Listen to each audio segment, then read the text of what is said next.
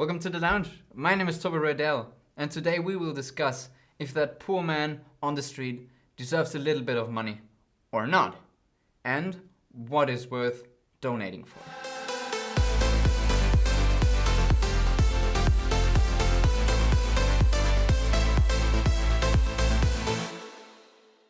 There is always this foul taste when it comes to donating and spending money for charity or NGOs or specific projects or initiatives.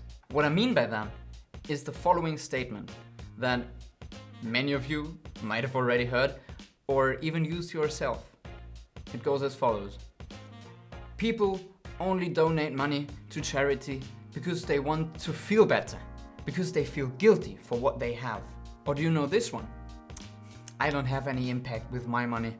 Whatever, because it only gets lost in bureaucracy and corruption and will never even get to the people who really need it. Or do you know this one, on a smaller scale? I don't give money to anyone on the street because they will only waste it on drugs and alcohol. So I don't give them any money. And now we will talk about why every single one of those statements is completely wrong. Roll the intro. Again? Yeah, again. Roll the intro. But one after the other. To the first one. The first one was people donate for themselves to make themselves feel better and because they feel guilty for what they have.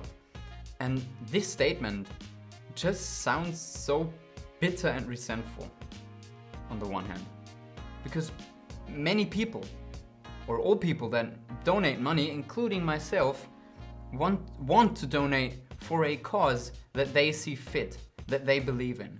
And in addition to that, a lot of people do not share the idea of money being inherently evil and bad, and money can only come from evil places, so people that have a lot of it must have achieved it or earned it through a malevolent way.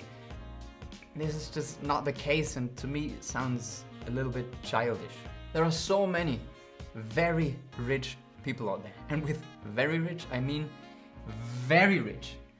And a lot of those people, many of those people, spend amounts of money or give away for charity that a whole city almost could not come up with. And I have respect for people that do not buy themselves another yacht and another jet and the 10th Ferrari, because they just see causes that deserve that money, and all they get to hear is that they feel guilty, that they don't deserve the money, and therefore they spend a little bit of it to get their mind clear of the malevolent things they have done. Really? If you ask those people whose lives changed because they received such a support, I wonder if they see it the same way.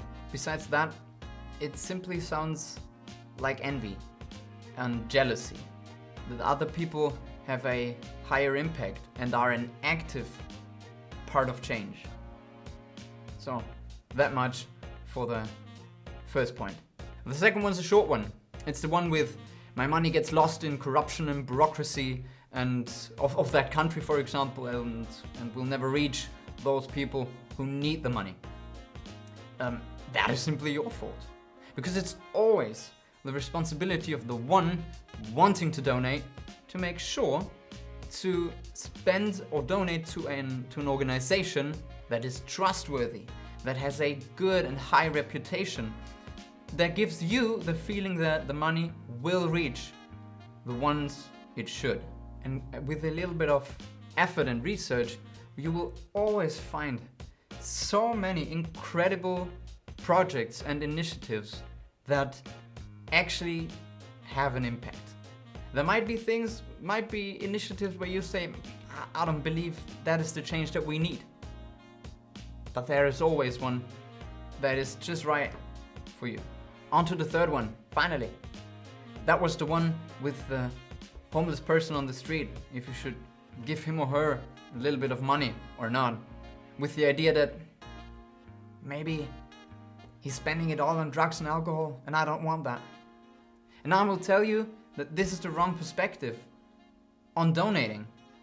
Because with this in mind, you only see the money, and that you give money to, and the transferation of money from one person to another one.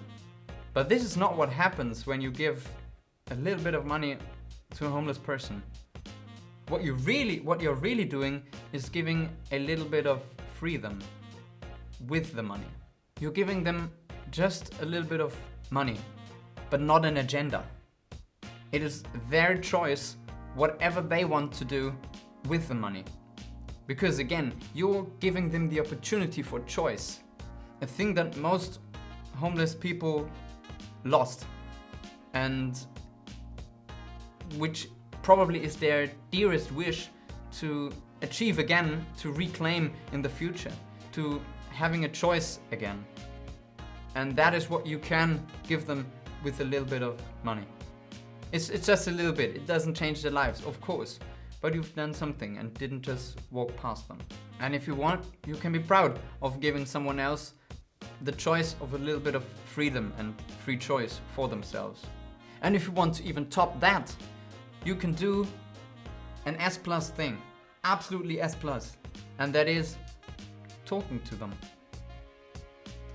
Talking to those people who nobody talks to and only walks by is the highest tier you could ever reach. Of course, you can give him 2 or 3 euros or dollars or whatever. Yeah, you can do that. But having a little chat with him and letting him speak and of his past or what he has gone through or whatever, and even if it's just 2 or 3 minutes, that's the highest tier. And probably we should all try to do that once a year. Doesn't sound often, but it's a lot, thinking about how many times we actually did that. So I would say it's a really, really great goal. Talking to someone who's homeless on the street, whomever, once a year. That should be doable, right? If you liked today's video, you can, YouTube, you know how YouTube works. But new videos will be coming out every 2 weeks on Monday, so make sure to check them out. And I will see you again next time here in my lounge.